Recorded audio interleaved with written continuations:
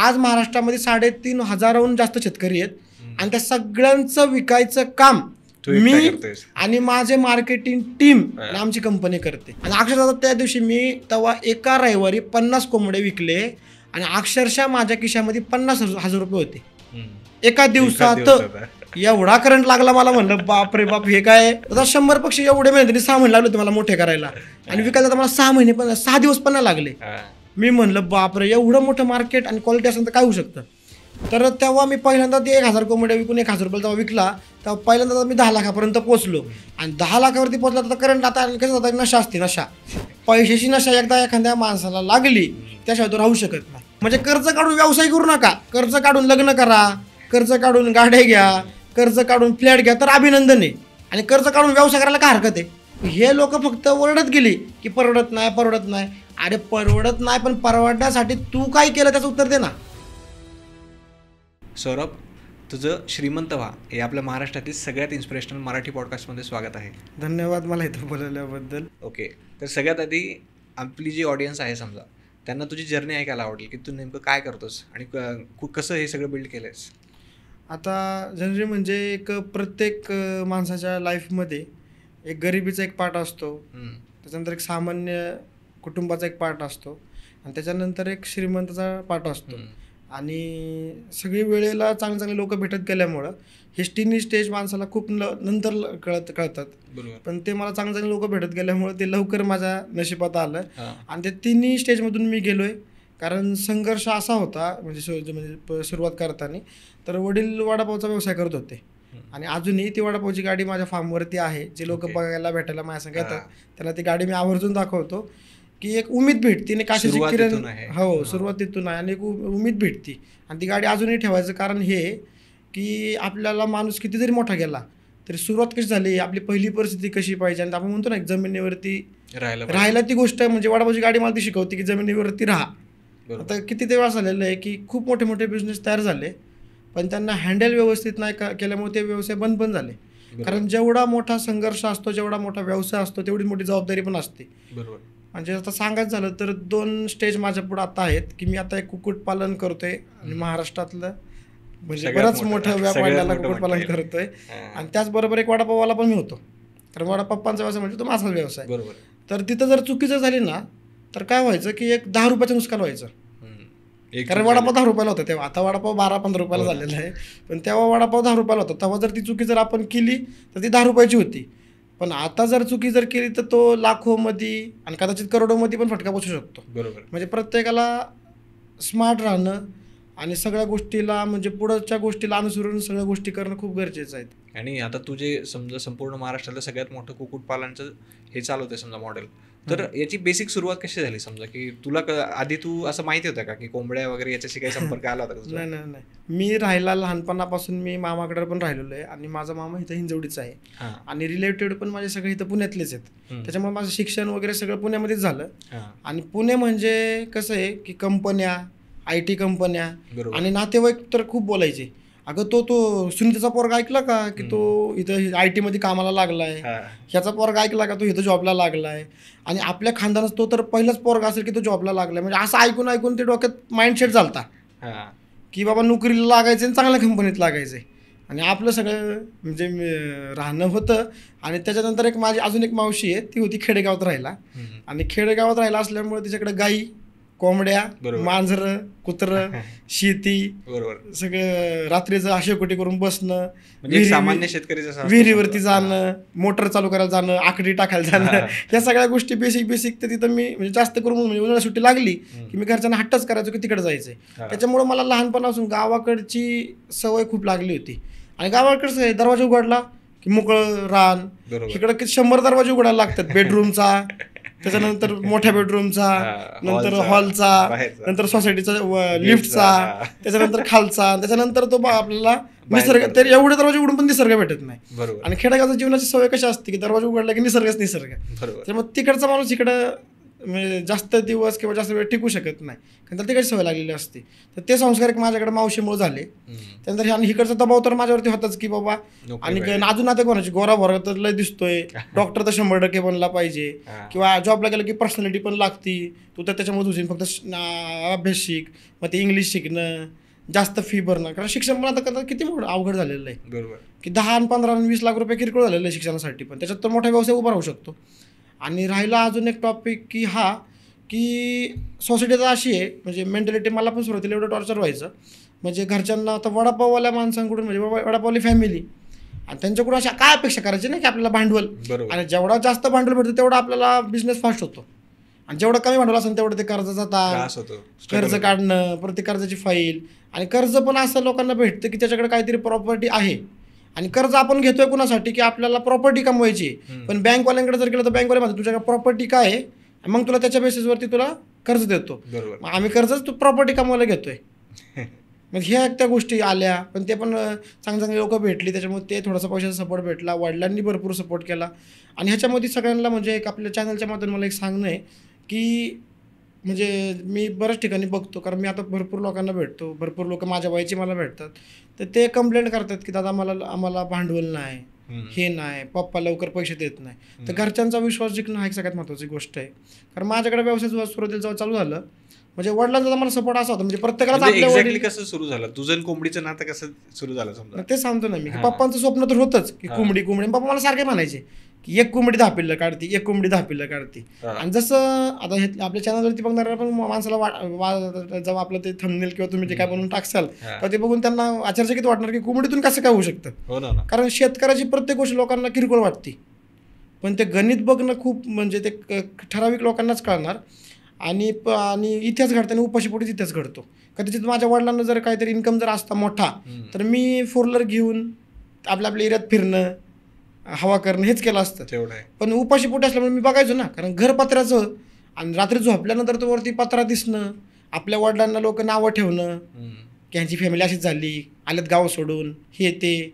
परत कोणत्या रिलेटिव्हमध्ये कार्यक्रम आपण म्हणजे आपण सोंग घेऊ शकतो, पैसे सोंग घेऊ शकतो, पण जेव्हा आपल्याला खरं कार्यक्रमात जावं लागतं तेव्हा तिथं जाणं भागच आहे.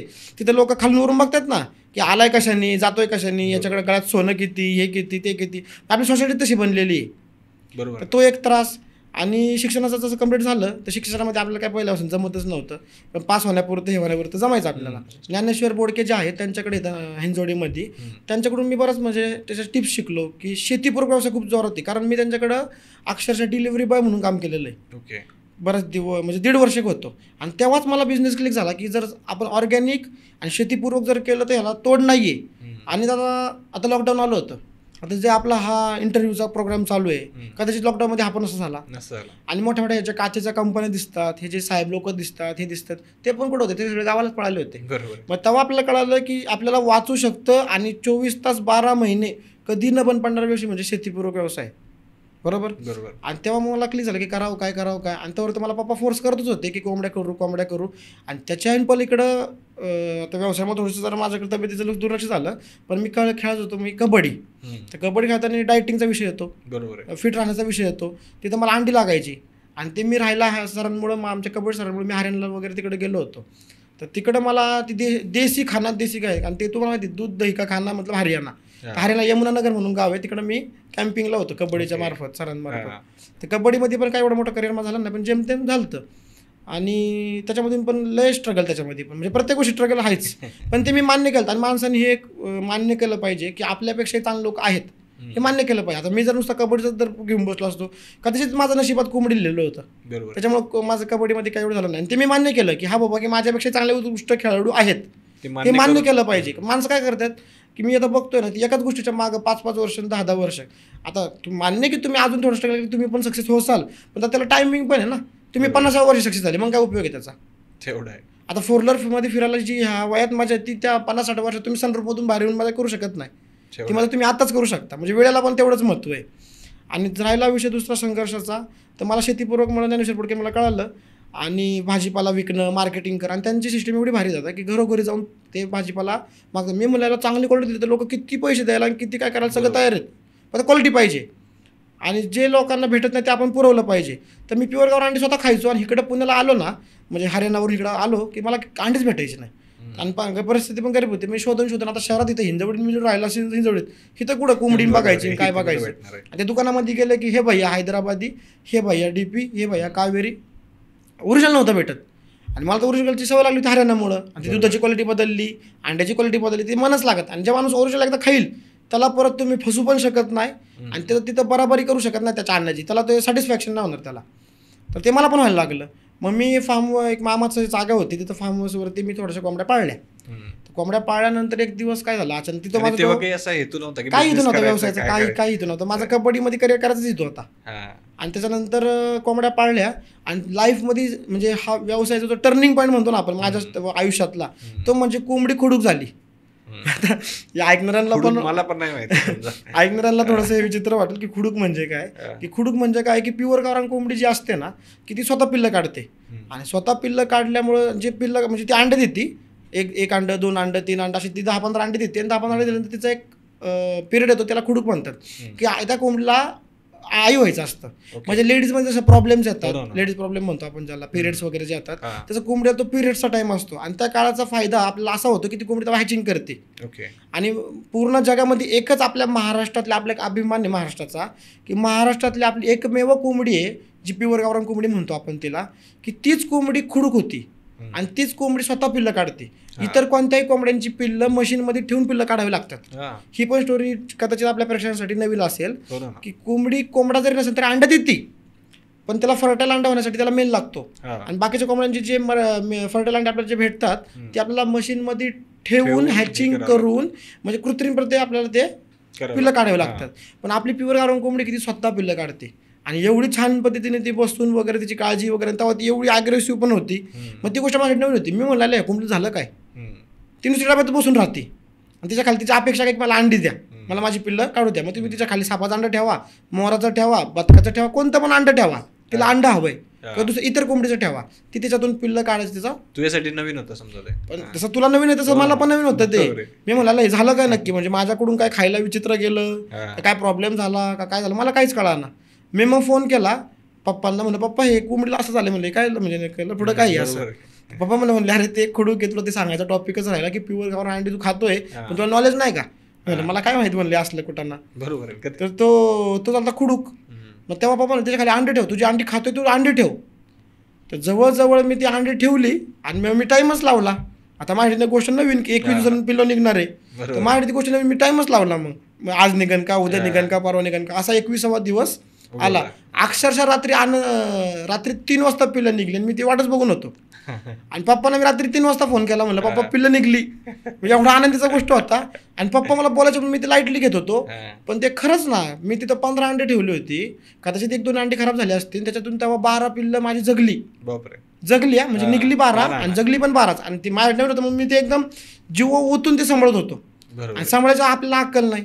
आणि मला अजून एक सांगायचं हे की कोणतेही काम करताना किंवा काही करता नॉलेज पूर्ण पाहिजे आपल्याला. त्याच्यामुळे एक लेलं होतं. आपण असतो नवीन आपण 1-2 लाख रुपये कसं तरी जुळाजुळी करतो, त्यात नॉलेज नसताना आपण करतो आणि त्याचं पण वाटलं होतं. मग शेवटी आपल्या घरचे काय म्हणतात, दाबा तू लायकी नाही, तू 2-3 लाखाला आताच घोडा लावला आणि तू पुढं आमचं घरदार बरबाद करून टाकशील. हा प्रत्येकाला डायलॉग बसतो हा. आणि आपल्या मराठी असल्यामुळे आपल्याला हे डायलॉग बिल ते साहजिकच आहे. आमचं निघाला घराचं वाटोळं करायला, आम्ही एवढं कष्टांनी प्रॉपर्टी कमवली त्याचं तू वाटोळं करून टाकशील, कसले तुझे ते पैसे जरा भंजून खायची सवय लाव, तर पैसे जपत जा. म्हणजे आपल्याला शिकवूनच ही येते, प्रत्येक घरदाराचं हेच आहे. पण ॲक्च्युअली तसं नाही आहे की नॉलेज घेऊन कोणताही व्यवसाय करता त्याच्यामध्ये तो इतिहास घडू शकतो. आणि त्याच्यानंतर ते पिल्लू निघलं तर मी म्हणलं की आलं हे खरंच 12 झाले. आणि बघता आता माझ्याकडे 10 पक्षी होते, ते 100 पक्षी कधी झाले कळालं पण नाही. तो एक पॉईंट झाला. त्याच्यानंतर टर्निंग पॉईंट हा एक आला माझा मार्केटिंगचा. आता नुसतं प्रोडक्शन वाढवून पण मजा नाही ना, व्यावसायिक होणं म्हणजे सर्व गुणधर्म सगळं पाहिजे आपल्यामध्ये. ते तसं चालणारच नाही. म्हणजे ये नाही आता न हो नाही आता आणि आयसा नाही वैसा नाही, कारण बिरणं देऊन तर जमतच नाही. कारण मी तुला देऊ शकतो किंवा माझा जो ऐकणारा किंवा माझा जो घरातला वर्ग आहे त्याला आपण कारण देऊ शकतो. पण समाजाला पैसा टॉपिक तिथं आपण कारण देऊन कसं काय चालेल. तिथं आपल्याला पैसेच लागतात, जिथं आपला स्टेटस पाहिजे तिथं स्टेटसच लागतो, तिथं बाकीची कारणं चालतच नाही. तर असं करता ज्ञानेश्वर प्रोडक्शन तुम्हाला सांगितलं मी कामाला होतो, तर तिथं मला कळालं की आलं इथं ऑर्गॅनिक असन आणि जर क्वालिटी असन तर लोक काही पण करायला तयार आहेत, फक्त क्वालिटी पाहिजे. आणि त्यात नुकताच तेव्हा कोरोनाचा काळ पण आला होता, तेव्हा माझा एवढा पिकअप वाढला. बाबतीत थोडेसे हो, तेव्हा मी तिथं फक्त जेव्हा मी डिलिव्हरी करायला जायचो भाजीपाला, तेव्हा मी ऐकायचो की हा देशी रहेगा तो कुछ भी हो, पैसा लगने दो. आणि हा ते IT वाले जे लोक आहेत, आता IT वाले म्हणजे कोण, आता तुझ्या माझ्यासारखेच लोक गाव सोडून आलेले, शिकलेले, सवरलेले, त्यांना 2-3 लाख रुपये पगार IT मध्ये, तर त्यांना 1.5-2 लाख रुपये पगार आहे. तर ते आपल्या फॅमिलीसाठी, आपल्या पोराबाळासाठी 1-2 हजार रुपयाचं चांगलं खाद्य खायला नाही घालू शकत. तेच ना, फक्त क्वालिटी पाहिजे. तर तिथं बोलता बोलता ते म्हणले चिकन भी मिळणार चाहिए. आणि तेव्हा तर माझ्या 100 कॉमेडी होत्या. तर मी फक्त ज्ञानेश्वर सरांना म्हणलं, सर मला 2-3 कस्टमर चिकन बोलतात, जरा त्यांना देऊ का. तर त्यांना मी 1-2दा दिलं. आणि तेव्हा मी जॉब सोडला आणि ते कोंबडीपाला माझं जरा मोठं होत चाललं. तर ती लोक फोन करून ज्ञानेश्वर सरांना मला फोन करून तिकडे फार्मवरती यायला लागले. जवळजवळ माझा फार्म पुण्यापासून 20-25 किलोमीटरवरती. कायसाठी? अंडीन कोंबडा घ्यायला. मी म्हणलं याला क्वालिटी दिल्यावरती लोक काही पण करू शकतात. आणि अक्षरशः आता तिथं सोसायटीचा मला एक चेअरमॅन भेटला. तो एक माझ्या बिझनेसमध्ये पैशासाठी आणि मार्केटिंगसाठी तो एक टर्निंग पॉईंट होता माझा. एक चेअरमॅन आला, तो मला दादा आम्ही राहतो बिझी, आम्ही काय तू येऊ शकत नाही, तर तू आम्हाला डिलिव्हरी करशील का, तुला आम्ही जे पाहिजे ते पैसे देतो. मी म्हणलं तरी पण किती, म्हणलं अंदाज तर बघावा. बरोबर आहे. तो ना तू 1000 बेटा तेरे को जो चाहिए दूंगा मैं, फक्त अच्छा वाला ला. आणि आने से पहले मुझे व्हाट्सएप पे बस एक फोटो भेज दे मुर्गे का. आणि ज्यादा मोठा मत लाना, जरा थोडासा पतला लाना, जल्दी पकताय. ते एक माझ्या डोक्यात कळायला लागलं. आणि कस्टमर हा त्याचा गुरु आहे. गोष्टी तो ऑब्झर्व करायला लागला. आणि ऑब्झर्वेशन तर व्यवसायामध्ये खूप महत्वाचे. आपण कसं आता एखाद्या समजा कधी पण एक नोटीस, तुम्हाला एक उदाहरण सांगतो मी, की आपण एखाद्या मित्राला एखाद्या गोष्ट समजून सांगतोय, अरे असं नको करू बाबा, असं कर, तसं कर, आणि तुम्ही अर्धा तासांनी बघ सांगतो जैसे ते वैसे होऊन जातो. बरोबर. आता तुला मी कालच सांगितलं होतं, तुला विसरला का, अरे काय सांगितलं होतं रे. म्हणजे आपल्याला म्हणजे ते तो एकदम लाईटली धरतो त्या गोष्टीला. बरोबर. आणि जो माणूस लाईट धरतो त्याची प्रगती कधी होऊ शकत नाही. प्रत्येक माणसाची, तू असू दे किंवा मी असू दे किंवा कुणीही छोटा मोठा कोणताही व्यक्ती असतो, त्या प्रत्येक माणसाला आपल्याला शिकण्यासारखं असतं. तुला ते गुड लिस्नर होणं खूप गरजेचं आहे व्यवसायात मोठं होण्याचं असेल तर. गुड लिस्नर कोणत्या माणूस त्याचं ऐकून घेणं आपल्याला जेव्हा ज्या दिवशी शिकन आपण, त्या दिवशी आपण मोठं व्हायला चालू होईल. कारण प्रत्येक माणूस आपल्याला आयुष्यामध्ये काही ना काहीतरी कार्यासाठी आलेला असतो आपल्यासाठी, आणि तो आपल्याला काहीतरी शिकून जात असतो. तर तो जो चेअरमॅन होता त्याचं जर मी लाईटली जर घेतला असतं तर आज सौरभ तापकीर तयार नसा झाला. नुसता एखादा सामान्य शेतकऱ्यासारखा राहिला असता. आता शेतकऱ्यांचा हाल काय होता, पिकवायच्या बाबतीत माझ्यापेक्षाही लय मोठे मोठे शेतकरी आहेत की जो माझ्यापेक्षाही पोल्ट्री फार्मिंग खूप मोठं करू शकतात, माझ्यापेक्षाही बटाटा चांगला लावू शकतात, माझ्यापेक्षाही टोमॅटो जास्त उगू शकतात. पण जिथं राहिला विषय विकायचा तर कदाचित माझ्यापेक्षा जास्त कोण चांगलं विकू नाही शकत माझ्यापेक्षा. त्याच्यावरती मला खूप कॉन्फिडन्स आहे. आणि ते मला शिकवलं माझ्या कस्टमरमुळेच. कारण मी एका कस्टमरचा जो बारीक पॉईंट आहे तो नोटीस केला, लिहून ठेवला, त्याच्यावरती अभ्यास केला, त्याच्यामुळे असं होतं करू उभा आहे. आज आता कौतुक करण्यासाठी गोष्ट अशी, आमची मार्केट एवढी स्ट्रॉंग आहे, आज महाराष्ट्रामध्ये 3,500हून जास्त शेतकरी आहेत. आणि त्या सगळ्यांचं विकायचं काम मी आणि माझे मार्केटिंग टीम आणि आमची कंपनी करते. मी याच्यावरतीच तुला एक सांगतो, मी युट्यूबवरती एक व्हिडिओ पाहिला होता, जे नाशिकचं उदाहरण मी तुला सांगितलं ना की 20,000चा प्लॉट आहे. तर त्या समोरच्या माणसाने त्यांना प्रश्न केला की समजा यार तुम्ही 20,000 कोंबड्या पाळताय, मग हे विकायचं कसं. तर म्हणे त्याचं आम्हाला टेन्शन नाही, म्हणे नेचर बेस्ड आहे, म्हणे ते विकून देता म्हणे. म्हणजे तो माणूस एवढं कॉन्फिडेंटली सांगत होता की त्याच्यावर तुझ्यावरती त्याला एवढा विश्वास आहे. आणि विश्वासाचं तू नाव काढलं. आणि व्यवसाय चालतो तो फक्त विश्वासावरती तेवढा आहे. आणि तुझा व्यवहार कसा आहे आणि समाजामध्ये पण तुझी ओळख त्याच्यामुळे निर्माण होती की तुझ्यावर तुझं नेचर कसं आहे, तुझा विश्वास लोकांमध्ये, तू शब्द किती पाळतोय. आणि वागणूक नाही त्याला एवढं डिपेंड करत, पण तू लोकांसंग व्यवहार कसा ठेवतोय आणि तू दिलेला लोकांना शब्द पाळतोय किती वेळामध्ये, त्याला महत्व आहे. कारण वेळेला महत्वाचं आहे पहिल्यापासून प्रत्येक गोष्टीमध्ये. तर ते एक झालं. आणि ते आता निघला नाशिकचाच टॉपिक. नाशिक झालं आता खूप कुटुंबाचा माझ्यावरती विश्वास आहे, खूप कुटुंबाचा मला खूप मोठी साथ आहे. त्याच्यामुळे आता मी, कारण आपण म्हणतो ना इसके पीछे कोई बाप रहेगा, तर मी हक्काने सांगतो की माझे जे वडील आहेत तो एक बाप तर आहेच, पण शेतकरी एक माझे एक बाप आहेत जे मला जे जॉईन झालेले आहेत. आणि 2च बाप आहेत आणि त्या दोघांचंच मी ऐकतो. बरोबर. बाकी तिसऱ्याचं आमच्यावरती काय हक्क गाजवणं आणि बोलणं हे मला काय घेणं देणं कुणाचंच नाही. कारण आम्ही पिकवतो, आम्ही विकतो आणि आम्हाला तेवढा भाव पाहिजेच. बरोबर. तर तो आपला टॉपिक चालला होता मार्केटिंगचा. तर तो सोसायटीवाला माणूस आला, तो मला बोलला की तू आजा बेटा तो जो चाहिए दे दूंगा मैं.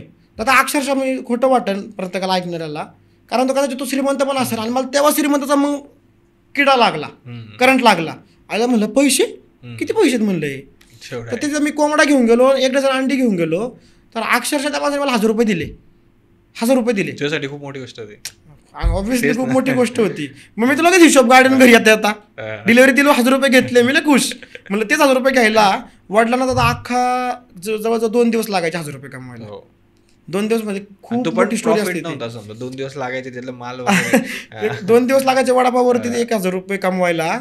आणि प्रॉब्लेम असा होता, आता तू जर वडापाववाल्याचे जर खरं जर तुला एक स्टोरी बघायची असेल ना, तर वडापाव जर कधी खायला जर गेला दुपारच्या वेळेस फक्त वडापावल्याकडे जातो. एवढी गरमी तर आपण बाहेर थांबत नाही. आणि ती अख्खी त्याची भट्टी चालू पुढं तेलाची, आणि त्या भट्टीमध्ये थांबून हितला घामपार चड्डीपर्यंत जातो, एवढा घाम येतो. आणि ती स्टोरी मी ते मला करंटच लागला ना. आयला म्हणलं 1000 रुपये का मला 2 दिवस त्या कढईपाशी थांबणे, लोकांच्या शिव्या खाणे, आपल्याला तिथे इज्जत नाही काय. आणि त्यानंतर मला अजून एक क्लिक झालं, म्हणलं पैसे कोण बी कमवतंय ना, रस्त्यावरती उभं राहून पण पैसे कमवत येतात आणि हे पण शहाणीने पैसे कमवत येतात. मग तेव्हा मला क्लिक झालं, म्हणलं अरे हे कसलं भारी काम आहे. असं जर म्हणलं मी फक्त 100 लोक जर केली तर लाख रुपये माझे झाले ना. आणि तेच वडिलांना लाख रुपये कमवतात, आता 2-3 महिने जायचे. मी म्हणाला काहीतरी आपलं फ्युचर याच्यामध्ये 100% आहे. आणि त्या माणसाने मला फोन केला आणि त्या माणसाला मी म्हणलं सर मी डिलेव्हरी करायला म्हणलं मला तुमच्यासाठी सेपरेट यायला खूप प्रॉब्लेम होतो. मला एक पॉईंट तर मारून बघू म्हणलं, जर लागला बांध तर लागला. आणि तू लागला ना बांध. असा झाला तो माणूस म्हणला अरे भाई मेरे को पहिला पता नहीं का, मेरे को लगा तुम्हारे पास मुर्गी नहीं है, मेरा पूरा सोसाइटी आपके पास खरीदने के लिए तैयार है. आणि ते मला देख मी आ रहा हूं उधर, आप बात करेंगे आके. तो मोठा साहेब होता, त्याला शनिवार रविवार सुट्टी. त्याला मी फोन केला, तो आला, तो त्याचा मित्र घेऊन आला. आणि आता सोशल मीडिया एवढं स्ट्रॉंग आहे, त्या दिवशी मला त्याचा अनुभव कळाला. त्या माणसाने काय केलं, चिकनची भाजी अक्षरशः मी त्याला तिथं आमची इथं जे एक माझा मित्र होता त्याला खूप आवड जेवण बनवायला. त्याला म्हणलं भाई आ जाओ, आम्हाला पार्टी म्हणलं फार्म पर एक मुर्गा काटणेवाले. तो आला जेवायला मित्र घेऊन. आणि सहज त्याने काय केलं, जे माझे कोंबड्याचे फिरत होते ना बाहेर, त्याची एक व्हिडिओ बनवली, जेवतानाची एक व्हिडिओ बनवली. आणि तो सोसायटीचा चेअरमॅन होता, त्याच्या सोसायटीचा असतो व्हॉट्सअपचा ग्रुप, व्हॉट्सअपच्या ग्रुपवरती पाठवून दिलं. अरे बापरे, दुसऱ्या दिवशी एवढे फोन. आता 100 पक्षी एवढे महिने 6 महिने लागले होते मला मोठे करायला. आणि विकायला तर मला 6 दिवस पण नाही लागले. मी म्हणलं बापरे, एवढं मोठं मार्केट आणि क्वालिटी असेल तर काय होऊ शकतं. आणि अक्षरशः त्या दिवशी मी तेव्हा एका रविवारी 50 कोंबडे विकले. आणि अक्षरशः माझ्या खिशामध्ये 50,000 रुपये होते एका दिवसात. एवढा करंट लागला मला, म्हणलं बापरे बाप हे काय, म्हणलं हा खूप मोठा खेळ होणार आहे म्हणलं. कारण तेव्हा मला कळालं की अन्न वस्त्र निवारा, आज महाराष्ट्राची लोकसंख्या 22 कोटी.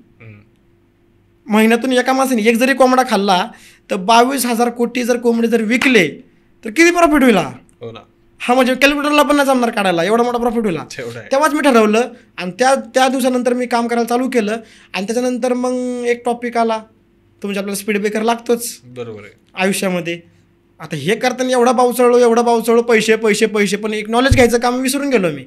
मग तेव्हा मला कळालं की ह्याला लसीकरण आहे, ह्याला ब्रुडिंग आहे, ह्याला प्रिकॉशन्स आहेत, ह्याला एन्व्हायरमेंट स्ट्रॉंग लागतं, ह्याला मेडिसिन आहे थोड्याफार, ह्याला आयुर्वेदिक आपण ह्याच्यामध्ये काय करू शकतो का, तर ह्याचं शेड कसं बांधायचं. तर छोट्या क्वांटिटीमध्ये असतं बघा, चालून जातं ते येडं वाकडं कसं बी येडं गाबाळ्यागत.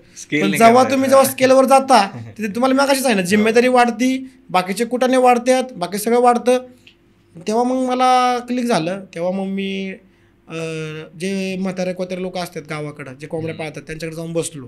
म्हणलं दादा ह्याची हिस्ट्री काय आहे, म्हणजे खोलवरच अभ्यास. म्हणलं आपण काय करेंगे, बिल थोडासा लेट करेंगे पण थेट करेंगे, स्लो जायचं. आणि माझा एक स्वभाव आहे, कदाचित त्या स्वभावच माझा व्यवसाय एवढा मोठा व्हायचा. मी जिद्दी खूप आहे, म्हणजे एखादी गोष्ट करायचीच ना ती मुळासकट करायचीच नाही. आणि मला परफेक्ट लागतं, येडा गाबाळा नकोच. कारण आता मी त्या गोष्टीला एवढं म्हणजे मी हे मुद्दा म्हणून करतो असं नाही, हे माझं नेचर असं तयार झालं की आता मी गरिबी खूप जवळून बघितलेली आहे. आणि भीती ही वाटते की जर आपण जर चुकलो आणि जर परत जर त्या गरिबीमध्ये जर गेलो, अरे बापरे. आणि आता लागले तर श्रीमंत, आता AC मध्ये फिरायची सवय लागली, माणसाची सवय लागली, पैशाची सवय लागली, लाखो करोडो रुपये बघितल्याशिवाय झोपच येत नाही. आणि म्हणलं आता जर चुकलं परत जर गरिबीत जर राहायला गेलं तर बरोबरच झालं. म्हणलं आता नाही परत वर येऊ शकत. आणि आता कसं असतं, पैसे कमी असतात, चान्स खूप कमी असतात. मग आपल्याला चान्स असतो ना, चल बाबा गलती हो गई, चलो अगली बार करेंगे, चलो बाबा गलती हो गई अगली बार करेंगे. तसं आता नाही ना होत, आपल्या एकदा चुकीला माफीच नाही आता. त्याच्यामुळे ठरवलं म्हणलं आता हे आपलं मेलं, आता वाटू झालं म्हणलं आता परत उभं करायचं, परत त्या लिंकवर जायचं, परत तोडायचं, म्हणजे हिकडून पॉईंट कमवायचं आणि हिकडून पॉईंट घालवायचा, म्हणजे एकूण एकच झालं. मग प्रगती का होत नाही मग, बरोबर, तेच तर कारण आहे. मग ठरवलं की जे आपल्या आजी वाजवून आपण त्यांच्याकडून कोंबड्या गोळा केल्या 4-50, त्यांच्याकडून कळालं की आता लसीकरण. जेव्हा खेडेगावातून कोंबड्या तयार केल्या गोळा केल्या तेव्हा कळायला म्हणलं इथं लसीकरणच करत नाही. कारण खेडेगावातल्या शेतकऱ्यांना लसीकरणाचं नॉलेजच नाही ना त्यांना कोण नॉलेज द्यायला गेलं कधी. आणि सेम कंडिशन माझी, मी पण आपल्या पावसाळ्यात पटापटा चलो चलो चलो, आणि आपण आता एक ऐकत आलेलो आहे की गावरान पक्षाला नाही लागत लसीकरण बिसीकरण. हे साफ चुकीचं आहे. वॅक्सिनेशन टॉपिक वेगळा आहे, अँटीबायोटिक टॉपिक वेगळा आहे. अँटीबायोटिक चुकीचं आहे त्यांना हे मान्य करतो की मी. लसीकरण म्हणजे काय, आता आपलं एक उदाहरण आहे, समजा तुझ्या माझ्या खांद्यावरती इथं इंजेक्शन दिलेलं आहे, देवी रोग यायचा आपल्या माणसांना पहिला. तुझ्या माझ्यासाठी सांगतो की जेव्हा मी खेडेगावात बायकांना शिकवत होतो, विचारत होतो, एक मला म्हातारलं स्टँडर्ड भेटलं, ते पुण्यामध्ये राहिलं होतं. तर ते बाबा जे मला भेटले, ते बाबा मला म्हणाले ह्यांचं नाव काय म्हणले, मी 1999 पासून 1995 पासून कोंबडी पालन करतोय, लसीकरण द्यावंच लागतं ना, तर अख्खी बॅच मरती. अरे बापरे. आता म्हणलं हे बाबा बोलतात म्हणले ते मला घाबरत नसेल, याचं माझं काही रुपयाचं घेणं देणं पण नाही म्हणतोय, म्हणजे काहीतरी त्याच्या मागं उद्दिष्ट असेल. मग नंतर मी सर्च करायला चालू केलं, हे खरंच निघालं. मग ते मला बाबा बोलले, ते मला लक्षात आहे. आणि आज आताही मी हजारो लोकांना ट्रेनिंग देतो माझ्या फार्मवरती. ट्रेनिंग शेड्यूल माझ्याकडे होतं, तेव्हा मी त्यांना लोकांना सांगतो लसीकरण करा. ते लोकांना वाटतं लाईटली वाटतं, ते त्याला काय एवढं ते ग्रँटेड धरत नाही. तर लसीकरण करा त्यांनी सांगितलं. मग त्यांनी प्रश्न विचारले, म्हणले बाळा तुझ्या हातावरती म्हणलं इंजेक्शन मारलं लहानपणी. तुझ्या माझ्याकडे सांगतो, जुन्या काळी देवी रोग जर खेडेगावांमध्ये जर आला तर अख्खं गावच्या गाव माणसांचं मरत होतं, त्याच्यामुळे लसीकरण चालू केलं आपल्याला. बरोबर. तो टॉपिक मला पटला. दुसरा टॉपिक मला त्यांनी सांगितलं, म्हणलं खेडेगावामध्ये लसीकरण माहितीच नाही, ते लसीकरण देतात आणि तू त्याच कोंबड्यांना पुढं वाढवतोय, जगतील का रे त्या. तेव्हा एक मला करंट लागला. मग मला कळालं की बेसिक बांधकाम पायापासून केल्याशिवाय आपली इमारत काही उभी राहणार नाही. त्या लोकांना सोसायटीमधला रिक्वेस्ट केली, दादा थोडासा समय दो, ऐसा प्रॉब्लेम हो गया. त्या लोकांनी पण मला मदत करायला चालू केली, कुछ गम गिरा तो बता भाई पण दे मेरे को अंडा खाने को. तर तो एक टॉपिक झाला. आणि त्याच्यानंतर मग मी लसीकरण शिकलो, त्याच्यामध्ये डीपमध्ये शिकलो. तर थोडीशी लोकांकडून माहिती घेतली. नंतर पोल्ट्री फार्म चालू केला. पण दादा तयार केला आता 100पर्यंत पोचलो 1000पर्यंत पण नॉलेज घेऊन व्यवस्थित आता स्टेप बाय स्टेप. हां. आणि त्याच्यानंतर लसीकरण करायला शिकलो. त्याच्यानंतर अजून एक माणूस भेटला, तो म्हणलं दादा खरंच केलं पाहिजे लसीकरण. मी आपलं विचारलं बोलता म्हणलं जेवढ्या लोकांचे अनुभव तेवढे महत्त्वाचं. पण त्या माणसाने असं उत्तर दिलं, आता लेटेस्टची गोष्ट आहे, लिहिला आमची नाही, 2000 समजा एक कोरोनाच्या काळातली. तो म्हणला लसीकरण करायचं नाही. मग तुम्ही आता कोरोनाच्या वेळेस कशाला लसीकरण घेतलं प्रत्येक माणसांनी. त्याला मग मला कळालं, म्हणलं आता हा पॉईंट तर म्हणलं व्हॅलिडेट झाला, म्हणलं व्हेरीफाय झालं, अकाउंटच व्हेरीफाय झालं, म्हणलं आता काय प्रॉब्लेमच नाही. पण त्याने मला सांगितलं लसीकरण म्हणजे बाळा काय असतं की जे रोग आपल्याला पुढं त्रास देणार आहेत ते रोग अर्धवट मेलेले त्या लसीकरणामध्ये असतात, ते आपल्या बॉडीमध्ये सोडतात आणि आपल्या शरीरामध्ये जे अँटीबॉडीज असतात ते ज्या जर्म्सला मारून टाकतात. आणि आपल्या शरीराला त्या जंतूची सवय होऊन जाते की तो भविष्यात जरी परत कधी जरी आला तरी आपल्या सैन्याला ते माहिती त्याला मारायचं कसं.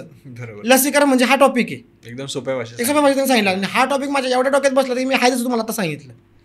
मग त्याला मला तो व्हेरीफाय झालं ते अकाउंट. मग तेव्हापासून मी प्रॉपर सांगितलं प्रत्येकाला लसीकरण वेळेवरती करा.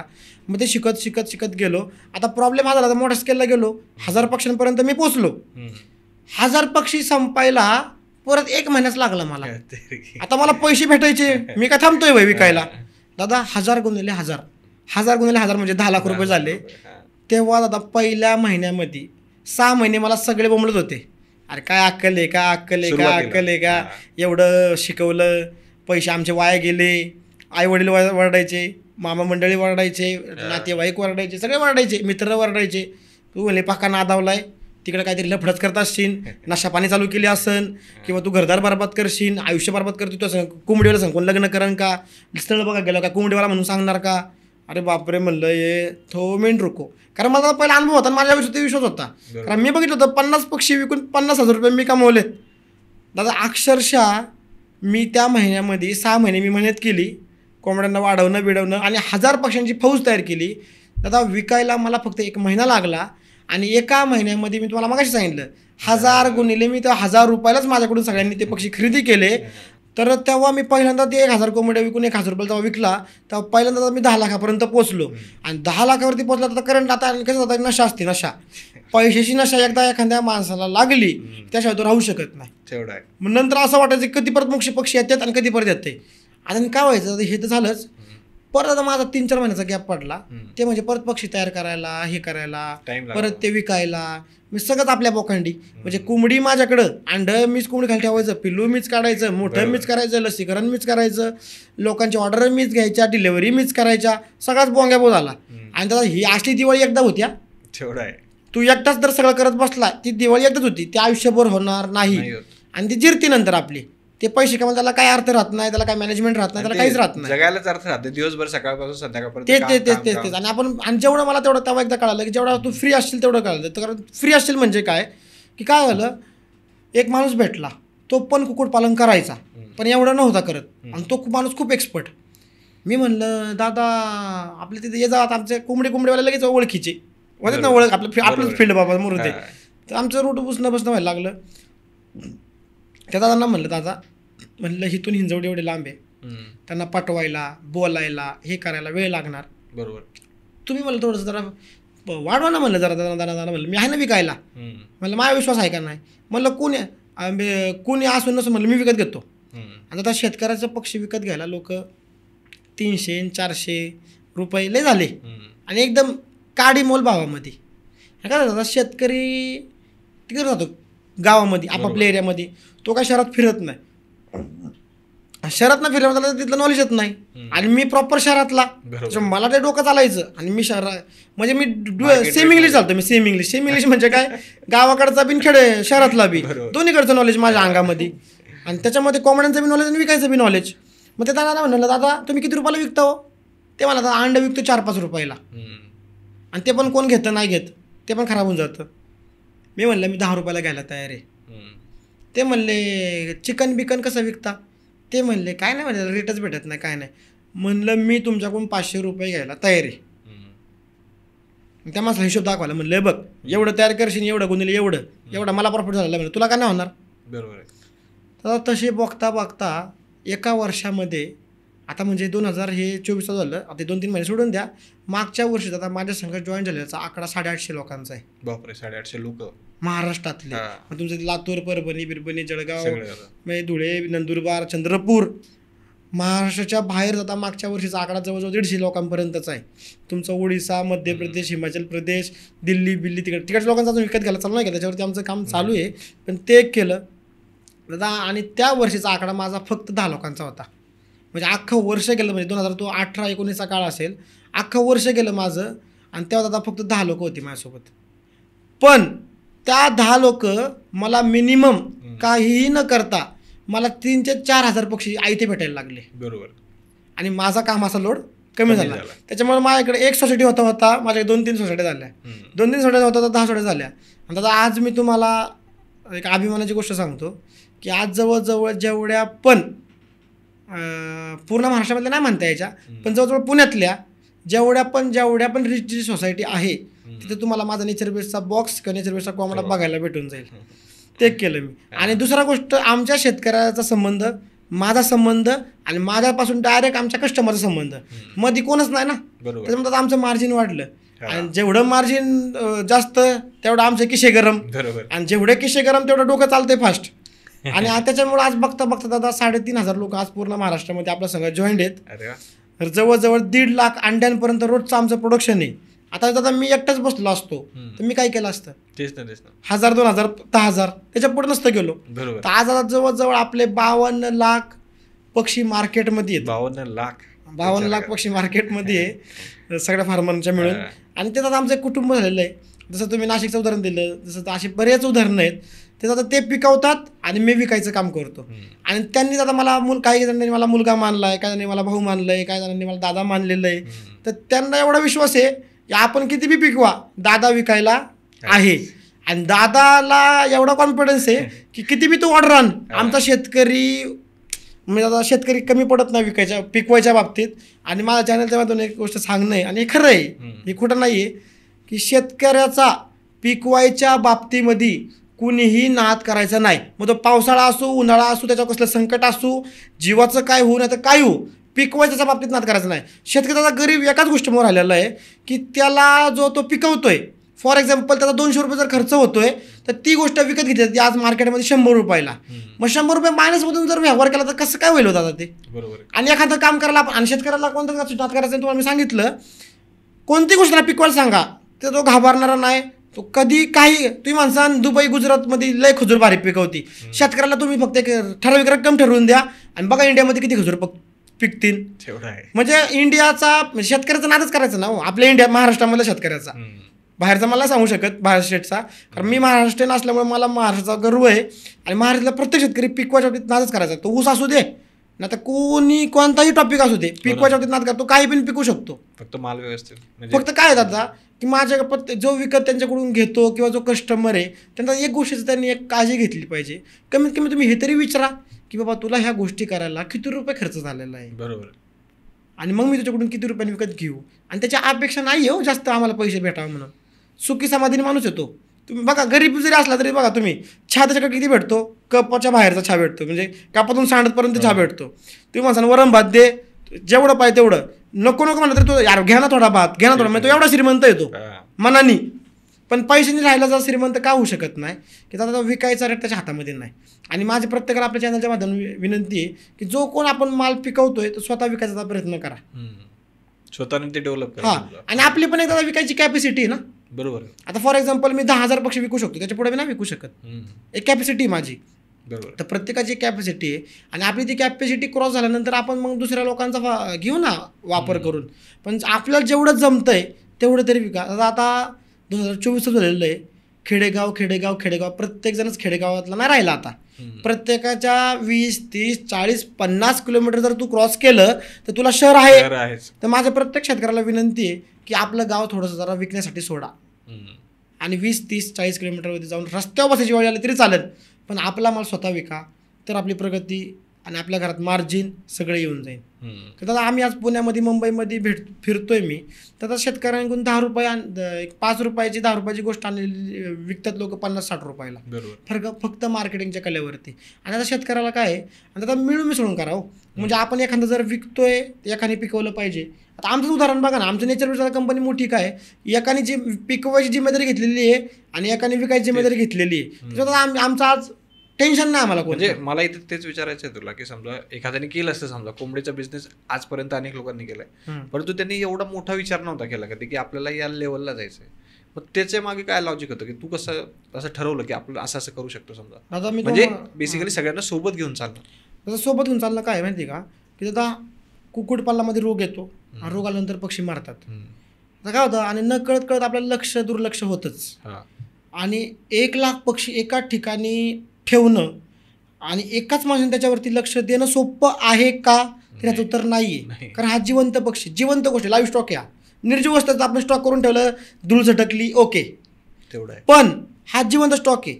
मी विचार केला एका माणसाने, म्हणजे उदाहरणार्थ आता माझ्याकडे जमीन पण आली, पैसे पण आले, सगळं आलं, कामगार पण आले. आता मी बाहेरच्या लोकांसंग व्यवहार करायच्या ऐवजी मी माझा वैयक्तिक करतो, मला विकतो ना. बरोबर. कारण माझ्याकडे मार्केट आहे आणि माझ्याकडेच प्रोडक्शन, तर मी लोकांसंग का करू. बरोबर. पण इथं दादा मान्य शिकलं पाहिजे. जेवढं काम डिवायडेड होईल तेवढं ते काम चांगलं होईल. बरोबर. म्हणजे फॉर एक्झाम्पल तुला सांगतो, मग मी माझ्या जसं शेतकरी आला तसं मी त्यांना सांगायला चालू केलं. दादा काही शेतकऱ्यांनी पिल्लं काढा, काही शेतकऱ्यांनी कोंबडे मोठे करा, काही शेतकऱ्यांनी नुसते अंड्यावाले पक्षी सांभाळा, काही शेतकऱ्यांनी फक्त लसीकरणाचं लक्ष ठेवा, काही लोकांनी फक्त दुकान टाकून विकायचं काम करा. हे काम डिवायडेशन झालं, पूर्ण साखळी तयार. हो, साखळी तयार झाली. आणि मी आता उदाहरण सांगितलं ना की 1,00,000 पक्ष्यांवरती एका माणसाने जर ठेवायला जर तुम्ही सांगितलं तर अवघड आहे.